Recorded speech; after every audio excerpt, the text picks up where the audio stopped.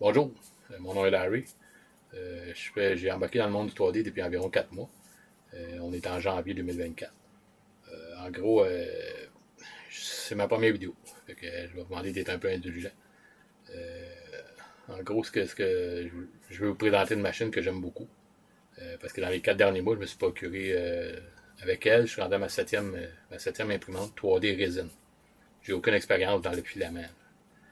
Euh, donc, je vous présente la 4 Ultra de Elegoo, la Saturn 4 Ultra. J'en ai déjà une, c'est la deuxième que j'achète. Parce que je trouve que c'est une machine performante qui va bien, qui ne me cause pas de problème jusqu'à maintenant. En gros, la machine, là, je vous ai épargné le déballage. Il y a plein de vidéos déjà que vous pouvez trouver sur le déballage de la boîte. Là. À l'intérieur, bien sûr, vous allez trouver la machine, vous allez trouver tout ce qu'il faut pour la faire fonctionner.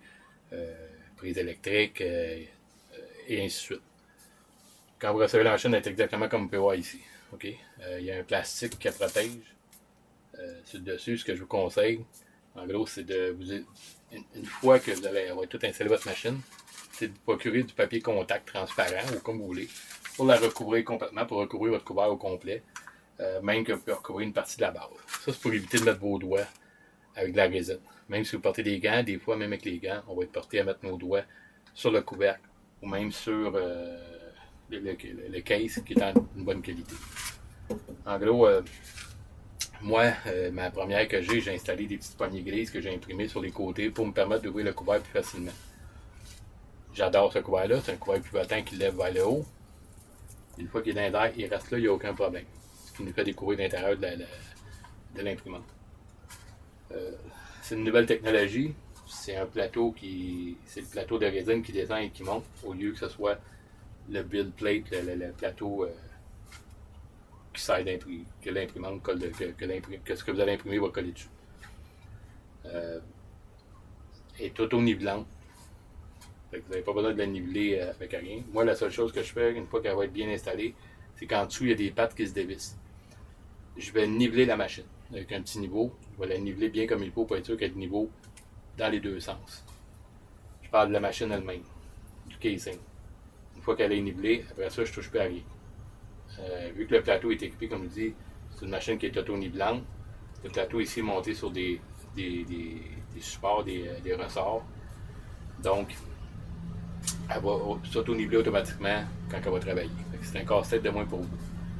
Le fait que le plateau soit qui monte et qui descend, ça vous sauve certains settings aussi qu'on retrouve normalement sur les autres imprimantes, qu'on est obligé de choisir certains settings par rapport au nombre d'imprimantes. Vous pouvez aller sur le site de Elegoo, vous allez trouver tous les paramètres, les settings que vous devez utiliser, soit avec la résine Elegoo ou une autre sorte de résine. Le fabricant, dans ces sites, juste avec un petit peu de recherche dans leur site, vous allez trouver les informations que vous avez besoin pour être capable de la setter comme vous voulez. Bon, ensuite de ça, une fois déballé, comme je dis, moi je l'ai tout monté parce que je voulais vous éviter tout le total. Elle vient avec une petite boîte avec tout le nécessaire que vous avez besoin. Des gants, des filtres, un petit scraper si vous voulez, un masque, etc. Un petit scraper en plastique, les Allen keys que ça vous prend pour dévisser votre plateau et ainsi de suite. Quand vous la recevez, le plateau est vissé avec deux petites vis comme ça ici. Vous les enlevez, vous allez chercher les vraies vis pour votre plateau, vous les installez, c'est fini. Ça, c'est assez simple. Vous avez une clé USB qui vient avec l'appareil. En tout cas, jusqu'à maintenant, toutes les résines, ils nous fournissent une clé USB. La clé USB que vous voyez ici, là, la petite clé USB jaune, je vous conseille tout de suite, achetez-vous en autre tout de suite, remplacez-la, ça ne dure pas longtemps. C'est pas des clés USB très très fiables. Comme je dis, je suis rendu à 6-7 machines. En gros, ouais, ça, je suis rendu avec 7 machines et 4. À date, il y en a 3 jaunes que j'ai reçus comme ça, que j'ai été obligé d'échanger, que j'en ai acheté d'autres. Parce que ça toque pas. Okay? Ça, c'est la première chose que je voudrais. Ça, c'est des clés qui sont pas. Il y en a certaines machines qui viennent avec une clé rouge, qui est plus rouge. Ces clés-là sont plus fiables. La clé USB est plus fiable. Vous allez sur Amazon, vous allez en trouver pour une dizaine de dollars. Là, 20$, vous allez avoir des kits de 3 ou 4. Vous n'avez pas besoin d'avoir des si gros, genre 128 GB ou des affaires comme ça. Moi, j'ai acheté des 64 GB parce qu'il était en spécial et ça valait la peine.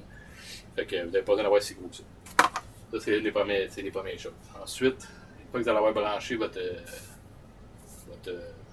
votre imprimante, vous allez pouvoir. La première chose qu'elle va vous demander, elle va vous demander dans quel langage vous voulez l'utiliser. Il y a une dizaine de langages disponibles. Moi, j'utilise le français. J'ai pas de problème vraiment en anglais non plus, mais j'utilise le français. Une fois que vous avez choisi le français, après ça, elle va vous demander de vous brancher sur votre réseau Wi-Fi. Bon, vous allez la brancher sur votre réseau Wi-Fi. Une fois branchée, elle va vous demander de la nommer. Vous allez choisir le nom que vous voulez. Moi, j'en ai deux, donc j'ai choisi 4 Ultra 2, tout simplement. Une fois que vous allez avoir rentré votre nom, elle va faire un auto-control. Elle va vérifier ses choses, son nivelage, elle va vérifier son plateau. Elle vérifie beaucoup de choses, les résidus, et ainsi de suite. Elle va faire tout ça. Une fois ça fini, elle va vous demander si vous voulez faire la mise à jour. Parce que déjà en partant, vous allez avoir une mise à jour. Ça prend une dizaine de minutes. Une dizaine de minutes environ. Une fois qu'elle est branchée sur le Wi-Fi, elle va aller chercher sa mise à jour, elle va l'installer, elle va vous dire de redémarrer, vous redémarrez. Une fois que vous allez redémarrer, ça va prendre quelques minutes. Elle va se placer. Ensuite de ça, vous allez avoir l'écran qui va apparaître comme quoi qu'elle est terminée. OK, ça, c'est votre mise à jour. C'est très bien. C'est un écran de 3 pouces et quart, 8,5 cm de grand environ. Donc, c'est un écran qui est facile d'accès. Elle est sur la hauteur. Là, je sais que de où que vous êtes. En gros, elle est ici. Comme je dis, ça, c'est le fun. C'est une bonne écran. Il y a beaucoup d'options aussi. Avec cette imprimante-là, il y a beaucoup d'options, ce qui est très, très bien. Vous avez une petite caméra dans le fond. La petite caméra, vous pouvez filmer, si vous voulez, vous pouvez enregistrer un gros print. C'est bien. Et puis, pendant que vous printez, vous pouvez garder la caméra ouverte sans enregistrer. Puis ça vous permet de pouvoir voir direct sur votre ordinateur ce qui se passe dans l'imprimante. La seule chose, c'est qu'une fois que le couvert est fermé, c'est très noir. Donc, même si la caméra est en fonction, c'est pas évident de voir ce qui se passe. Ce que je vous conseille, ce que moi j'ai fait avec l'autre, c'est que j'ai acheté une petite bande de LED que j'ai collée à l'intérieur de mon couvert. En collant ma petite bande de LED à l'intérieur, mais quand je ferme mon couvert, j'ai de la lumière. Fait que ça me permet de voir ce qui se passe quand même. Un autre conseil, c'est qu'en arrière ici, vous allez voir de votre bac, vous allez avoir un max. J'utilise l'autre depuis 2 mois presque, comme je vous dis. 1,8 en bas de la ligne de max. 1/8 en bas de la ligne de max, on parle de 3-4 cm en bas de la ligne, toujours. Allez, montez pas votre résine plus haut que ça, parce qu'elle va vous le dire. Elle va le détecter et elle va vous le dire. Puis il ne faut pas que ça déborde. Parce que vu que le plateau il monte puis il descend, il rentre à l'intérieur de l'imprimante. Donc vous avez une ouverture. Il ne faut absolument pas que la résine déborde, qu'elle descende dans cette fente. Parce que vous avez des chances de briser votre machine. Donc, ça c'est un des meilleurs conseils que je peux vous donner. Ensuite de ça, c'est une machine quand même c'est une 12K. On parle de quand même une machine qui a une bonne résolution. Votre grandeur de print, votre build plate, si on peut dire, vous avez 22 cm de large, 13 cm de profond et 22 cm de hauteur. On peut quand même imprimer des bonnes pièces. La machine en tant que telle, elle mesure environ 55 cm de haut, 33 cm par 33 cm. C'est-à-dire qu'on parle d'environ 12 pouces par 12 pouces par 16 à 18 pouces de haut. Une fois qu'elle est stabilisée, c'est une machine qui va, comme je dis, vous n'avez pas de problème avec ça. En tout cas, jusqu'à maintenant, moi, comme je dis, je ne suis pas un pro, puis je réussis à faire mes prints, puis à faire des beaux prints, j'ai réussi à printer des beaux objets. Comme vous pouvez voir ici, là, regardez ça, ça a été fait avec l'autre que j'ai déjà. Carrosserie d'une Camaro 75, quand même assez lisse, là. Pas beaucoup de marques, rien. Moi, je suis beaucoup dans les modèles à coller. Modèle kit, un 24, un 25, un 18, un 16. Ben, un 18, c'est plus dans le Dakar. Ah oui, ça, j'ai imprimé ça un peu plus gros pour vous donner une idée. Là. Les détails sont super beaux. Dans le bac, il rentre presque 1 kg de résine dedans. Okay? Elle peut rouler jusqu'à 150 mm à l'heure. Environ 15 cm à l'heure qu'elle peut printer. Ça va prendre de l'encre plus haute vitesse que de l'encre standard. Avec de l'encre standard, c'est un peu moins rapide. C'est ce que moi je vois de cette machine-là. Je vous dirais les petits inconvénients que j'ai, bon, comme je vous disais, il y a la clé USB. Ensuite, ce qui est inconvénient un peu, c'est le on-off, l'interrupteur pour l'interrupteur, l'allumer. Et sur le côté, mais vers l'arrière. Donc, c'est pas évident. C'est pas évident d'aller la chercher. La clé USB aussi, elle va en arrière sur le côté. C'est mieux que complètement à l'arrière de la machine, mais c'est sur le côté. Mais, en gros, ce que je vous dis, ce qui est bien, c'est que vous pouvez envoyer vos fichiers par Wi-Fi aussi. Donc, même si votre clé USB n'est pas évidente à aller chercher, allez voir, parce que c'est tout dépendant, comme moi j'ai plusieurs machines, donc ils sont collés un peu ensemble. Moi, je vais essayer de mettre des photos dans les commentaires aussi, que moi, je les mets dans des petits enclos en dessus. Question d'odeur, tout ça. Puis mes enclos vont être reliés bientôt dans un système de tuyauterie qui va évaporer tout ça dehors. Donc, j'aurai pas de problème pour ma respiration, et tout. Ça va envoyer ça tout à l'extérieur, donc ça va corriger. Parce que la résine, c'est quand même nocif pour la santé. Fait qu'il vaut mieux s'organiser pour que ça sorte dehors. Mais déjà dans des enclos, c'est vraiment. On parle d'une amélioration déjà de 75% là, qui vous évite de respirer ça. À l'extérieur, là, on va parler de 100%, on n'aura plus aucun problème. Fait que ça ne sera plus un problème. C'est une imprimante, je vous dirais, c'est sûr, la plupart des imprimantes, résine 3D, liquide, il faut être dans des températures d'environ 25 degrés, là, ça imprime bien. Un peu plus haut, c'est encore mieux, mais à partir de 25, 24, 25, 26, c'est bon.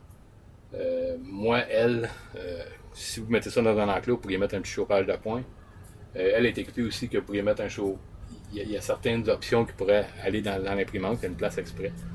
Genre un petit chauffage, ces choses-là. Moi, je préfère chauffer ma pièce avec un petit chauffage de poing, qui m'emmène ma température à la bonne chose.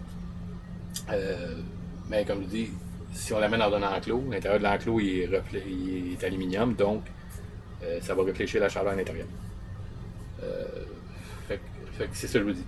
Vous installez votre machine là-dedans, achetez un enclos d'une bonne grandeur pour y mettre un petit chauffage de poing à l'intérieur. Puis vous n'aurez plus de problème de chauffage, vous n'aurez pas besoin de chauffer votre pièce à 28 ou ainsi de suite. Avec cette solution-là.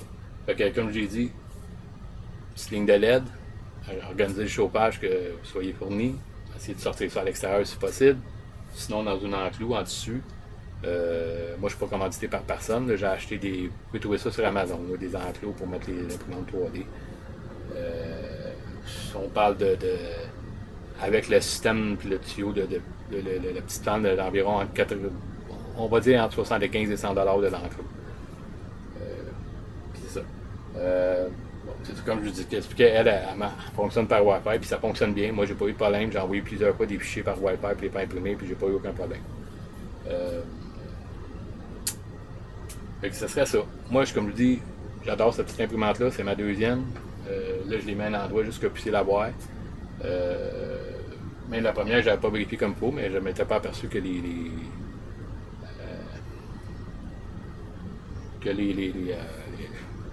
petits pieds en dessous, si vous voulez, les petits boutons en dessous, on pouvait les dévisser pour être capable de mettre notre machine de niveau sans utiliser un bout de bois ou ainsi de suite. Fait que c'est ça. Fait que l'avantage, c'est ça.